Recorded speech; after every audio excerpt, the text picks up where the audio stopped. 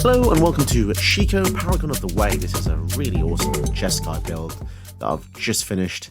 And it's fun for a few reasons, mostly because it does a lot of stuff. And I think I was judging this a bit unfairly until I used it. Because essentially, it's kind of like a Sun Titan. It resurrects something that costs 3 or less from the graveyard. The thing is, Sun Titan does it continuous, so there's the biggest difference. This even had Vigilance. It's like a baby Sun Titan, but it's a legendary, so I guess this is the issue. It doesn't look that good when you just look at surface level, but when you get things like Panamonican or cards that can constantly flicker it, such as Displace a Kitten or Soul Herder, if you can keep doing it over and over again, it is fantastic. But I admit, when you look at cards like Sun Titan, it does feel a bit unusual. Also, Sun Titan can return lands, fetch lands. Shiko cannot. So the flavour isn't particularly awesome. Having said all of that, I still really love the card. There's just something about a 4/5 Flying Vigilance, which is pretty good. Now, I have been a bit shafted here because I didn't return Dragonlord Ojutai, which is my favourite dragon of all time. So, don't know where he's gone. Maybe someone could tell me the lore, but he seems to be missing in action or dead, or I don't know. Poor Dragonlord Ojutai replaced by Shiko, a pale figure of its former self. But anyway, so ideally, you want to play Shiko out after you've discarded a few cards, because if you haven't played much, it's not going to do that much for you. So the deck also has a number of ways to help you fill your graveyard. Search for Scanter uses Surveil.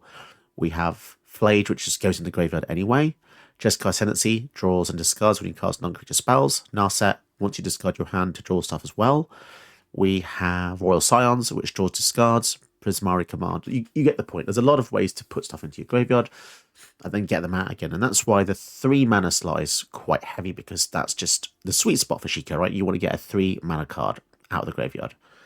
And then over turns, you want to flicker him. So Nihil's Resolve is fantastic. You can flicker any number of artifacts or creatures you control during your end step. They come back in the next upkeep. This is quite wacky.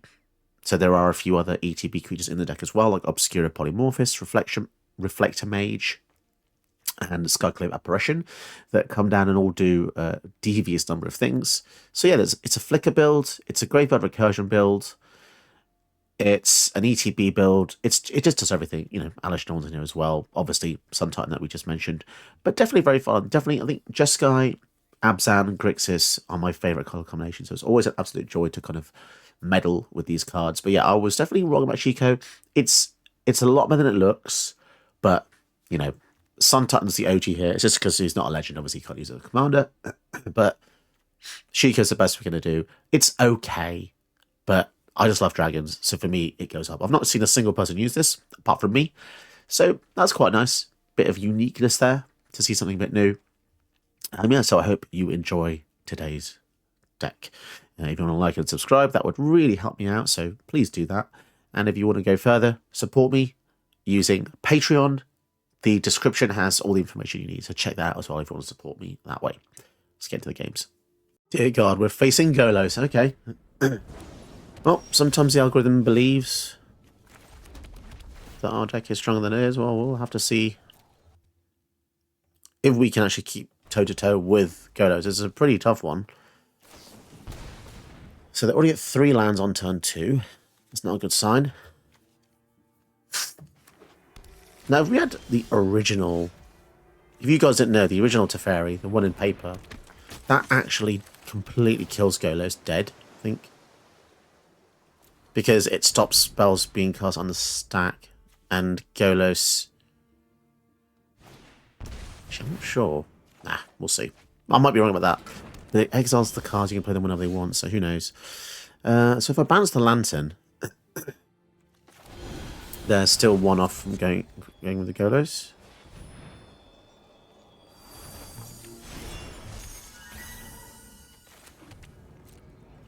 Okay. And then when they do play the Golos, I might have to just use Day of Judgment to get rid of it, which is a bit of a shame. But so be it against Golos, right?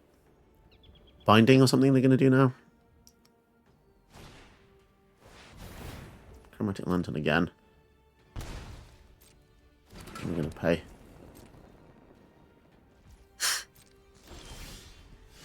Now, Let's just go for Teferi, bounce the Chromatic Lantern again. I know that this is just like highly defensive, but it's really all we can do. And yes, they can just regularly play a land and then Golos, but we're still slowing them down a little bit. Brotherhood's End can kill the Lantern as well, which might actually be really useful because it gives them perfect mana. Oh, and they miss a land drop on top, which is just absolutely brutal for them. Here goes nothing. Now, if I can whip this player, it's going to be insane because their top card is not a land as well. This is absolutely just, oh, I feel so getting so vindicated here. There's a Golos. Come on, algorithm, give me something a bit fairer than a Golos.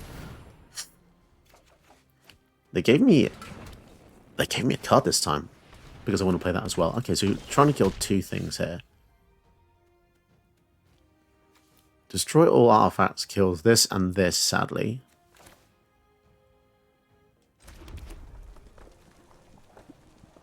What do we do? I think we just kill the Avacyn's Pilgrim if possible. So we're going to swing in. I know this is weird, guys. This is such a weird... Get the mana for this. Oh, this is gonna hurt. Destroy all artifacts, mana 3 or less. Absolutely insanely awesome. This is a healing in the graveyard as well. And 3 mana open. I'll protect you. Okay. We've slowed them down quite a bit. And they still haven't hit the land. Now this is crazy because we know that everything they draw off the top, we'll know it's a land because they'll slam it down instantly. Get losses in the graveyard. Let's bounce this. Better bouncing this than a Golos. Let's try this. Let's see what the top card is. This'll be easy. Land, okay. Day of Judgment's coming up, so we probably don't want to play another creature, do we? But, you know what? I'm just going to do it. For the lols. We'll get back a Saheeli.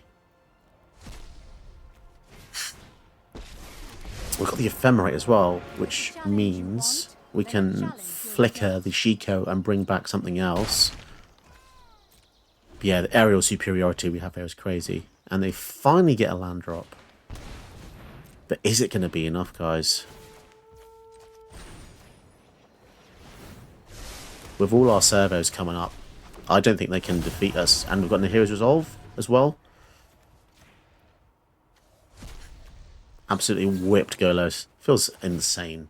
I think this Saheeli is literally just going to help us win, yeah. We're going to win the Saheeli because then the Hero's Resolve gives all our creatures +1/+0 haste. So anything we make post, we're still going to give them haste and they're still going to die. Rebound. Nope, I don't need to play that right now. Writing's on the wall. Oh, today's No, my not even lucky going to day. cast that. Just going to go for this. Oh. Come on, guys. Like and subscribe. I just killed a Golos player. Ooh, we get to go first with a really cool hand. Love these cheap hands. You can just play plenty of things. Fast lands are just wonderful as well. I think these definitely get overlooked. And they're just so good. The reason they're so good for me is because games don't go very long anyway these days, right? So if you get these in your opening hands, they're fantastic. If you get them in the late hands, it will screw up your turn 4 and 5 a little bit. But by that point, I feel like a lot of things have already been decided. What would I rather lose? I think I'd rather lose the Scions, to be honest. Keep the Rediscover the Way. Although Scions does put stuff in the graveyard, to be fair. I kind of wish I just was playing something a bit different, though. Everything just seems to be control heavy. Even when I'm using control colours, and I'm not using counter spells, I still have to be facing control decks, which I feel like is kind of bullshit, to be honest. Right, so let's get this other counter out of the way. It's almost inevitable, but I do not want to get this counter. This is the best card Jesco's ever had, I think. Well, you've already played one counter spell, so logic dictates you want to use another one. Mana Drain. It's always Mana Drain. I literally just lost to a Mana Drain in literally the previous game. It is a bit odd. I do like. I know I sound like a conspiracy theorist when I say this, but I honestly do think there's enforced win rates and stuff. Because how can I just constantly be facing mana drain every single game? It's just unusual. It just seems like a lot. And they got 4 mana left open that didn't use anything with, which is interesting. And then their commander dies anyway. So what the hell was the point of that mana drain? Unless it was the only counter they had.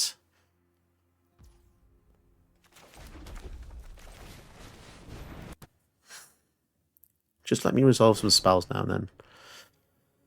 Midnight Clock. Okay, well, if we resolve this, we can hopefully get some cards back. But please don't stop using generic cards on me. Stop using these generic counter spells. Especially when you can't even capitalize on it. Normally, I would quit when somebody's mana draining, because their next turn would be something like Ugin, right? And that's another reason why Ugin is so OP. Not just because Ugin exists, because mana drain exists. If mana drain counters a 3 or 4 mana spell, that means a regular person on turn 4 or 5 can then play Ugin, which is ridiculous. Extra turns, okay, cool. So it's just literally generic deck.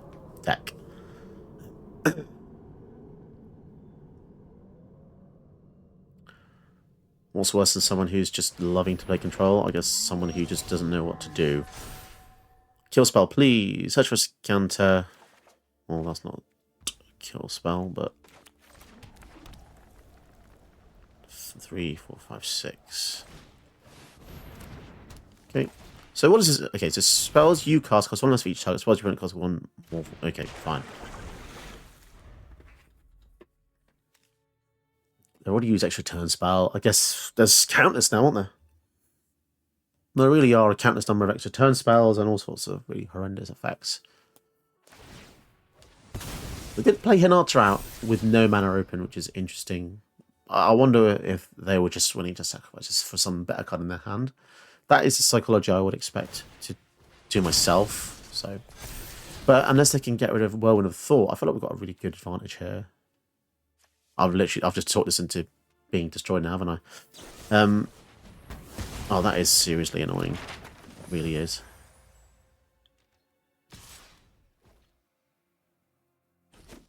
People that hold priority on every single phase. Oh, that's irritating. Slow rolling a land. Okay. Ragavan. That's really good bait.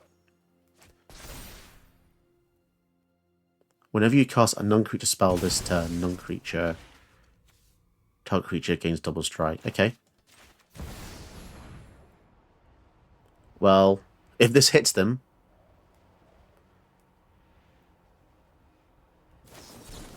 Right, another counter spell down.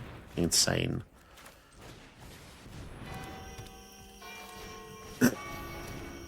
Right, Narset. Here we go. Draw 3. Pretty good. We don't really care about Elishnorn too much. Now, the thing I'm finding here with Hinata is they've got 2 cards left, so if these aren't very good cards... Okay, so another removal spell. Sure. So they've just spunked every single thing they have on us. Another counter spell. Graveyard is filled, so the search can flip down to 13 now, which is kind of annoying. Where does this put the card? It puts it on top of the library. Okay. Ascendancy, I'm not interested in that right now. Monastery Mentor. Right, okay. Let's go with Rab, because if we can flip this, that's pretty good. If they want to counter this, go ahead. Okay, they don't care. I just need one big breakthrough. Okay, what about this?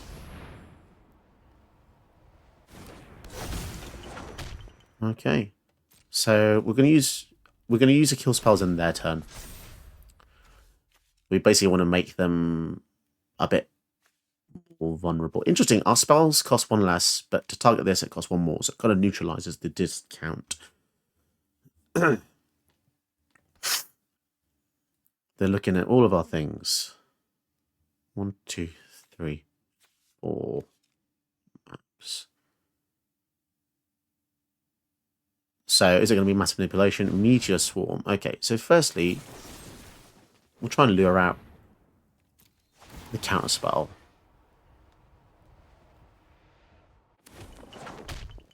Interesting.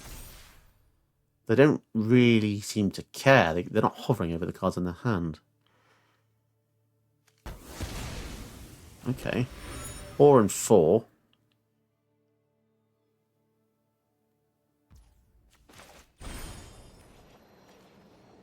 Let's see if we can try and save the Ral here. I mean, they've got the memory lapse. So just the Monastery Mentor dies, perhaps.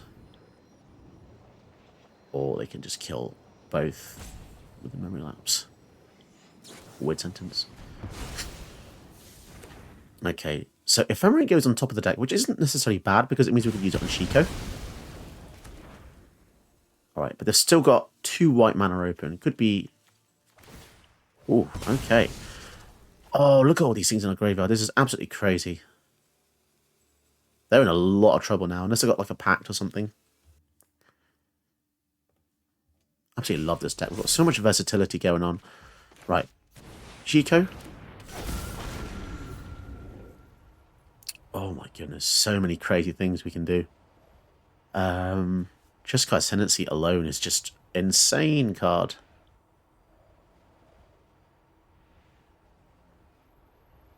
Let's be modest. Let's just get some more cards into our hand. I think there was a lot of good options there, to be honest. I just really like Rediscover the Way. Land, not the best. Don't forget we have Moonlight Clock, which is going to tick up soon as well. So if we've got too many good cards in our bin, which we have so many of, then the Midnight Clock will hopefully put them all back into a deck and let them players play it again. They know we have the Ephemerate, so a board wipe would be excellent for them here, because this returns Shiko immediately, and therefore it just dies. So a board wipe for them would be really great, especially considering they don't even have mana for Hinata here. Skyclave Relic. Not kicked. Bit weird. So if someone doesn't kick something, that means that they've got other uses for the mana. So they've got 5 mana here to do whatever they want. They can see we've used the 3, so they can kill the Shiko, whatever. If this is a multi-target spell, Giant Killer. Okay, fine.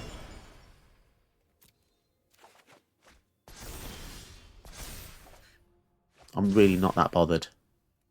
We're in such a good position. We have a Scanter. We've got so much stuff we can do. Such as replay Shiko.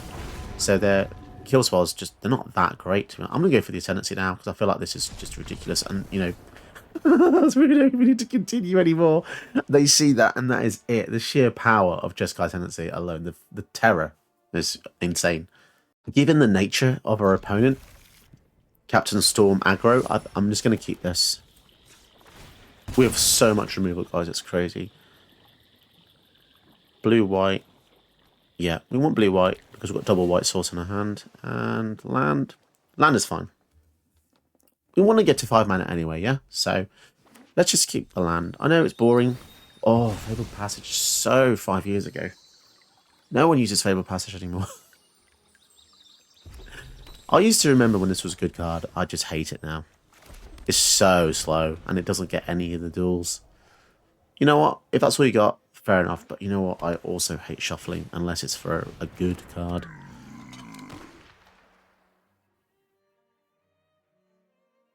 Ugh. Alchemy cards really suck, man.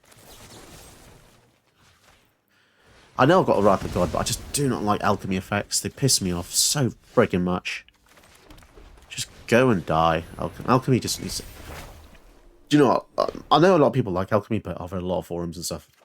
And generally speaking, a lot of people hate alchemy. And I think Wizards knows that. Some of the designs can be interesting, but if you don't understand that alchemy was designed to make money based on, like, designs that could be on paper, but the designers basically went, oh yeah, we'll basically tweak it a bit so you can't use it in paper, even though you can. You know, it's it is a con, so don't fall for the alchemy packs. I very rarely buy them. I know it's a strong opinion, but you know what? I'm allowed to have opinions. I don't care anymore. No matter what I say, there's always someone that's pissed off with me. It's just so bloody rude. All the effort and time I put into my channel. I'm allowed to have an opinion. Ragavan.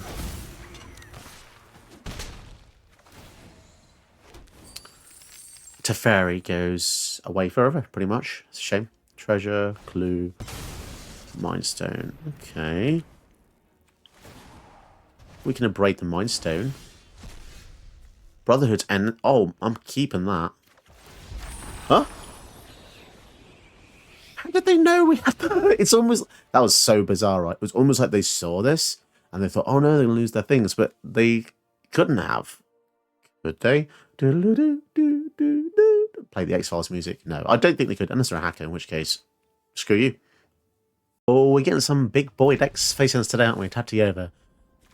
Fair enough. Apparently we're in some high tier shit. Powerful stuff.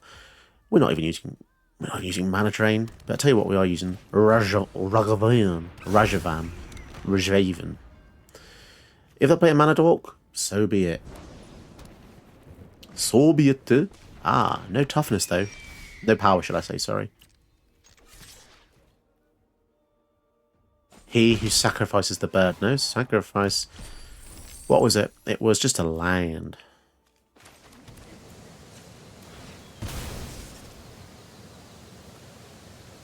Let's go for blue. And let's... No. No, I'm not going to do that. It was tempting, but I want to basically use this Just on a rain their mage, nothing to next see blocker. here. Because we know we can already get past the birds. So we'll save this for the next higher toughness thing, I'm guessing. Or if they don't do anything, we just keep attacking. It's hard to kind of pinpoint sometimes what exactly makes our deck really strong. I mean, I know Ragavan 100% increases the power level. Ral is pretty crazy as well. They've got 3 mana up here. They don't seem to care that we're just stealing shit left, right, and centre. Okay. So they know we can play Shiko, but got nothing in the graveyard. Let's see if they do anything about this. More counters they use now, the fewer counters they have later. That's the logic, isn't it? And I'm tempted to cycle. Let's cycle a treasure for a treasure. I know this is a weird move, guys. But it untaps stuff. Okay, we'll go to that because it's tapped.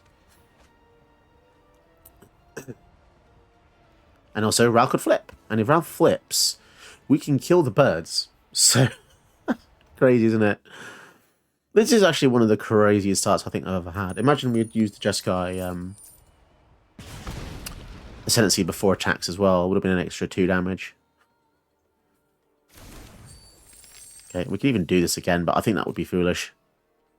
We've already just created a null state by playing that. A treasure for a treasure, but... Parent is just really doing weird stuff. Cycling a Rift. Oh, they respect this card. Do you know what? This is the second time today where someone has respected this card, and I think only pros really understand this, but my friends who play paper with me, they know how powerful this is. This is really one of them. This card is one of the strongest cards in the history of Magic. We could just Rivers Rebuke them and just absolutely troll them, right?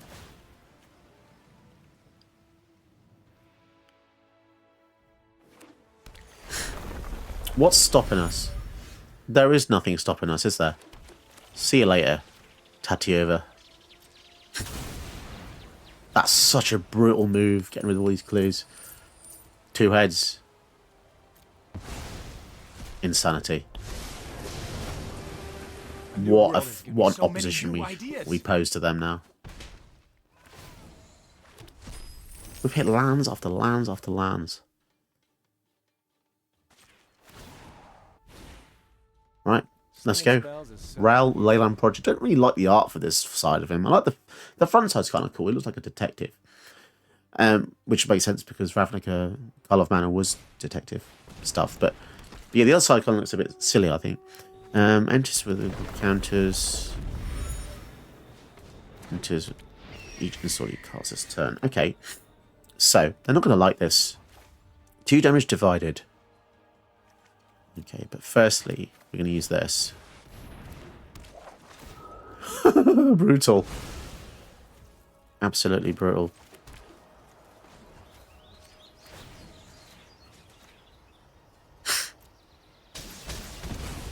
Excitingly electrolytic. Right, let's go in.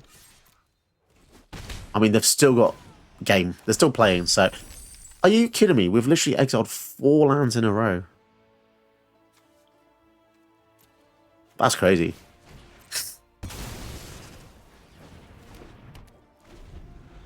That is crazy. 4 in a row. What are the odds of that? Mathematicians out there, tell me what the odds. I mean, maybe it could be that Tachiova decks have a high land count, which is entirely possible. I have read some people use like 40 to 50 lands in landfall builds, which I think 50 is kind of insane. I think 45 is probably a bit more applicable just because of the nature of landfall, right? But maybe that is it. But I just feel like 4 for 4 is a bit crazy. Draw a card if you control a permanent other than Rouse. So if we... Jesus Christ. Time Warp. So if they have a River's Rebuke... Okay, they do not. Yet.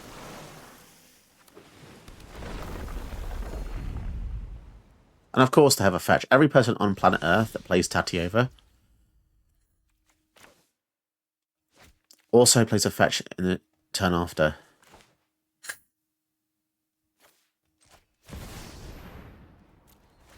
Crazy. And Jessica Ascendancy going off as well. Bloody hell. And I think we're just going to mill one anyway. Oh, split up goes in the bin. That's insanely good with Shiko. So they do have any protective spells we should be seeing about now. After they go up 1 and then draw a card, which is just really scary. Tachiova is one of the strongest uncommon commanders of all time, guys. Like if you've not seen it before, then feast your eyes on this ridiculousness. The thing is, it probably is right to be an uncommon because it's a very simple ability, but simple does not mean weak at all. So keep that in mind.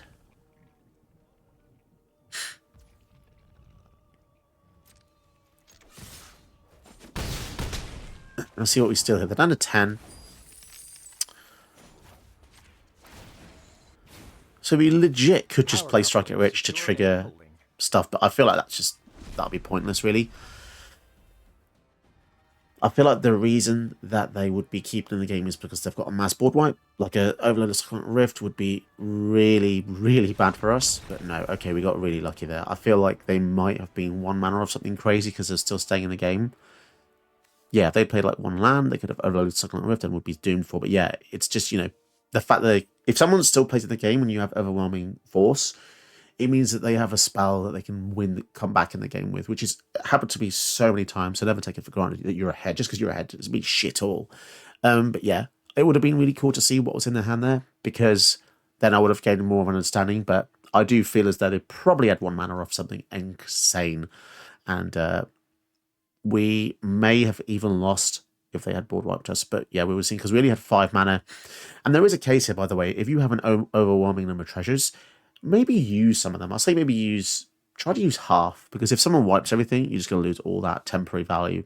And that's why I was tempted to use Rocket Rich, just to basically mill 1 card, just to put something else in the graveyard for the Shiko later on. So there is that as well. But yeah, we got stupidly lucky, to be perfectly honest. But when I'm facing really powerful high-level decks like this, luck is just part of it. Luck plus skill at that point. But yeah, cool. That's some really good games. This is really awesome, and it's in a really great place in the queue right now. Even though we're facing high power decks like Golos and stuff, still managed to do fairly well, I believe. So I would recommend making it, but I would say the skill ceiling is quite high because there's a lot of pieces going on in this deck. It's quite complex, and maybe try out white blue control first and then move on to this, because there's just so many pieces. But yeah, for advanced players out there, give it a go. I think you'll really like it. Did you know that you can help my channel by watching another one of my videos? Go ahead, you know you want to.